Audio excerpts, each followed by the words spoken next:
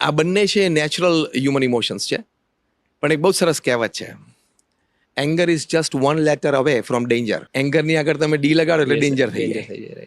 આ કહેવત એમને નથી બની. એંગરથી તમે ડેન્જર તરફ ઇઝીલી જઈ શકો છો જો જાણપણું ન રાખો તો. અને એવી જ રીતે આ ફિયર છે. તો આ બંને ઇમોશન્સથી પોતાની જાતને કંટ્રોલ કરવા માટે પહેલી વાત છે સદવિચાર, અને નિત્ય કરવો પડે. એ સદવિચાર શું? તો લૌકિક દ્રષ્ટિએ સદવિચાર એ છે કે હું આ બંને ઇમોશન્સને કંટ્રોલ કરીશ તો જ સફળતાના માર્ગે સુપેરે ચાલી શકીશ. અને આધ્યાત્મિક માર્ગે આ બંને ઇમોશનને કંટ્રોલ કરવા માટે ભગવાન શ્રી કૃષ્ણ જે અર્જુનને વાત કરી, તરતી શોકમ આત્મવિત, એટલે કે તું માન, ભગવાન કૃષ્ણ અર્જુનને કહે છે કે તું માન કે તું આ દેહ નથી, તું આ શરીર નથી, તું આત્મા છું. પૂર્ણ અધ્યાત્મ એ જીવનમાં આવે એટલે તમે એંગર અને ફિયર બંનેથી દૂર થઈ શકો છો. એટલી તાકાત એ અધ્યાત્મમાં છે. એટલે એક સદવિચાર અને અધ્યાત્મ એના કોમ્બિનેશનથી આપણે કરી શકીએ. અને બીજું એક જો મને અત્યારે સૂજે છે એવું કે તમે એનાલાઇઝ કરવાનો શાંતિથી બેઠા હોય ત્યારે કે જ્યારે જ્યારે મેં ગુસ્સો કર્યો પૂર્વે જે પરિસ્થિતિ સંજોગોમાં, એમાંથી મને મળ્યું શું? What did I get out of it? તો એમાંથી સંબંધો તૂટ્યા છે એવું કંઈક થયું છે, એમાંથી ઘરમાં કંઈક તોડાફોડી થઈ હોય એવું બન્યું છે, એમાંથી હસતા હસતા તમને કહું છું કે પત્ની પિયર જતી રહી હોય એવું બન્યું છે, એમાંથી તમારા સંતાનો તમારાથી ગભરાતા મૂંઝાતા ફરતા હોય એવું પણ બને, હેપતાઈ જાય, ગભરાઈ જાય. એનાથી પડોશી સાથે સંબંધ બગડ્યો એવું બન્યું છે, એનાથી તમારા ધંધાની કોઈ ડીલ થતી અટકી જાય એવું પણ બન્યું છે. આવું બધું બન્યું છે એંગર અને ફિયર બંનેથી. નેવર. હવે એ તમે એનાલાઇઝ કરો એકવાર, અને પછી ઇન્ટ્રોસ્પેક્શન, એનાલિસિસ અને ઇન્ટ્રોસ્પેક્શન, એના પરથી ખબર પડે કે આ બે તરફ જવાય નહીં. વેલ, એવું તો કંઈ બહુ અઘરું રહ્યું નહીં, કારણ કે પ્રમુખ સ્વામી મહારાજ જેવા મહાન સંત, એમના જીવનમાં એક તો અમે ખૂબ પવિત્રતા જોઈ. અમે એટલે અમે બધા સંતોએ. બીજું, પ્રમુખ સ્વામી મહારાજના જીવનમાં ભગવાન પ્રત્યેની શ્રદ્ધા દ્રઢ જોઈ. અને ત્રીજું, એમના જીવનમાં નિસ્વાર્થ સમાજ સેવા જોઈ.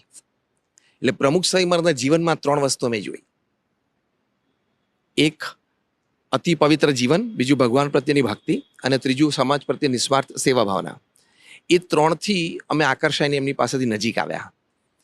એટલે when the routes were clear, જ્યારે તમારો માર્ગ એકદમ ચોખ્ખો હતો, પછી તો ચાલવામાં કોઈ તકલીફ હતી જ નહીં. એટલે પછી એક જ ઇમોશન હતું, તમે જે વાત કરી કે વખતે માઇન્ડસેટ શું હતું, તો માઇન્ડસેટ એ હતું કે એમના જેવું જીવન જીવાય સમજદારીથી, એમના જેવું જીવન જીવાય સેવા ભાવનાથી, તો આપણું જીવન ધન્ય છે. એ માઇન્ડસેટથી પ્રમુખ સ્વામી મહારાજ પાસે અમે આવ્યા. બહુ ખરેખર અઘરું નહોતો રહ્યો, કારણ કે સામે આટલો મોટો લાભ દેખાય. હું તમને એક્ઝામ્પ્લિફાય કરું. તમારા હાથમાં એક બિસ્કિટ હોય અને સામે તમને કોઈ સોનામોર દેખાડે કે તું મને આ બિસ્કિટ આપ તો હું તને સોનામોર આપું, તો એ ડિસિઝન અઘરું ના પડે તમારી માટે?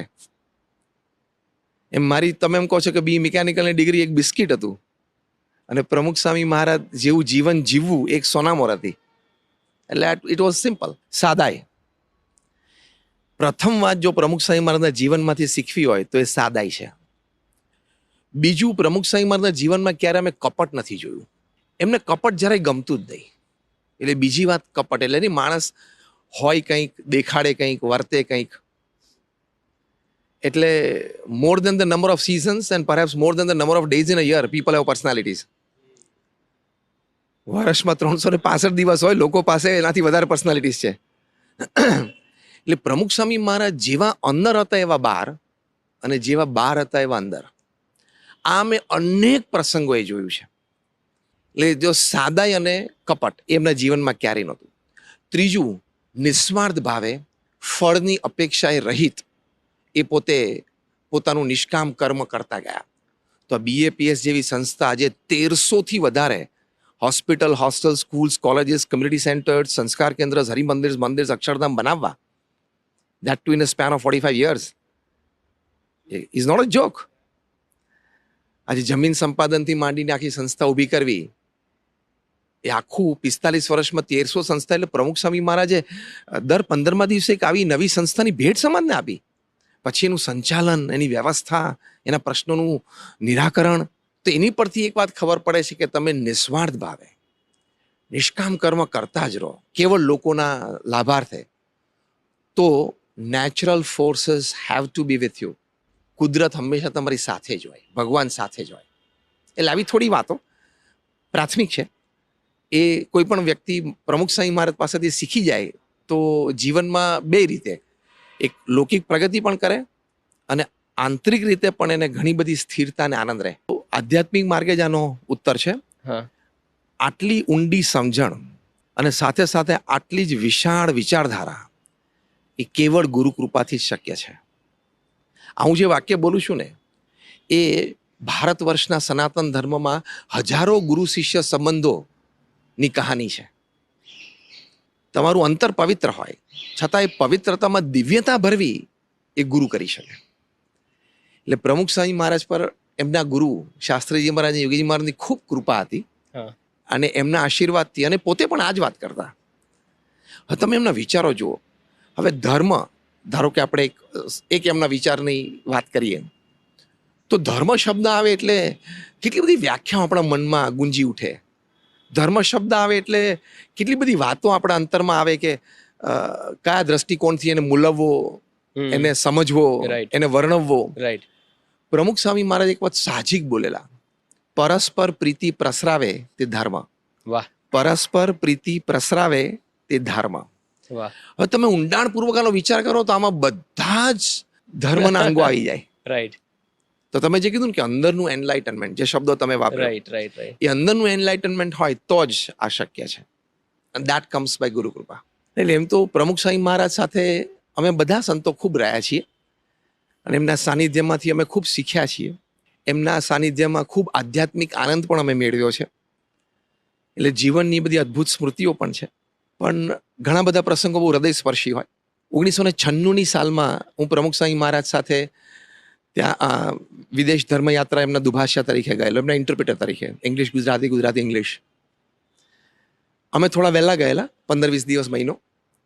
અને ત્યાં અમેરિકામાં મારો એક્સિડન્ટ થયેલો અને રોડ ઉપર હું બેભાન હતો.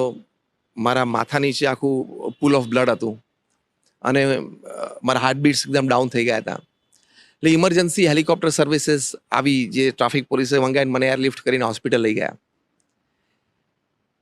એ વખતે હું તો બેભાન હતો, લગભગ હું 3 દિવસ સુધી બેભાન રહેલો હોસ્પિટલમાં પણ. એટલે ભાનમાં હું પાછો બેભાન થઈ જાઉં.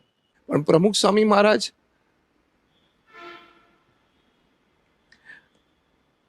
દર 2 કલાકે ફોન કરે અમદાવાદથી, ત્યાં અમારી હેડ ઓફિસમાં, કે જ્ઞાનવત્સલ સ્વામી ક્યાં છે, તમે શોધો.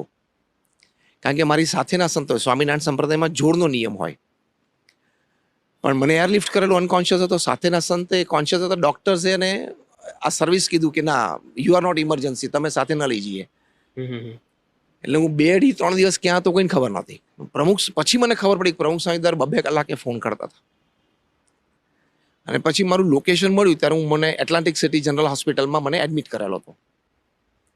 હું કોન્શિયસ સ્ટેટમાં આવ્યો ત્યારે મને પૂછ્યું કે તમે કોણ છો, ક્યાંથી આવો છો. મેં બધી વાત કરી. પછી એ લોકોએ અમારી લોકલ ઓફિસ ત્યાં ન્યુયોર્કમાં ફ્લશિંગમાં આપણું BAPS ન્યુયોર્કનું મંદિર છે, ત્યાં સંપર્ક કર્યો.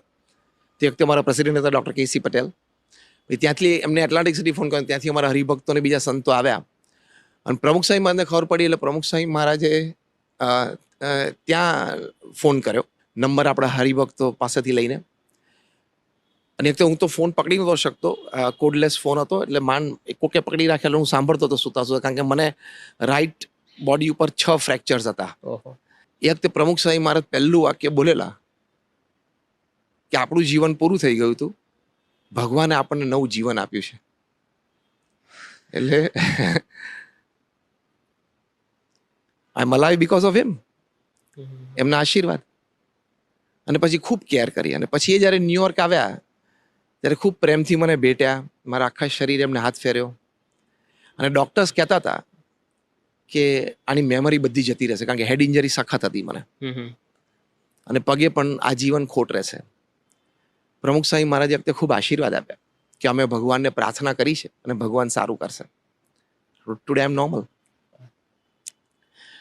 પણ એમની જે મધરલી કેર, એટલે આપણા સત્શાસ્ત્રોમાં એવું લખેલું છે કે a saint can love like 1,000 mothers. એક સંત છે 1,000 માતાનો પ્રેમ આપી શકે, એ મેં આ પ્રસંગે વાહ. અનુભવ્યો.